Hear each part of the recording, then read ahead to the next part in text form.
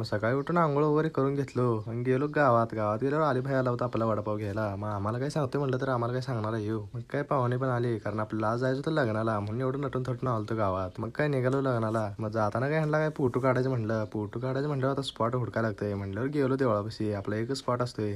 Photo वगैरे काढून आणि आपण निघालो लग्नाच्या दिशेनं. मग काय लग्नात काय वाट गावते का म्हणत म्हणत लग्नात पण आलो होतं. मग आज जरा गेलो आज काय खतरनाकच केलं होतं नी. मग आपल्या गड्याशनला जरा काय भुका लागले वाटतं नाश्ता जरा करायला लागली होती. मग काय नाश्ता वगैरे करून आलो इथं बाहेर. काय अक्षता पडायची टायमिंग झालं होतं म्हणल्यावर तांदूळ घेऊन छोटं बाय आता हाणायचं म्हणून सगळ्यांना म्हणून घेऊन बसला होता फुल तयारी. तेवढ्यात पाऊस पण चालू होता. तिथं पण चालू होत्या टाकायच्या. अक्षता टाकून जेवणाची पंगत पण बसली.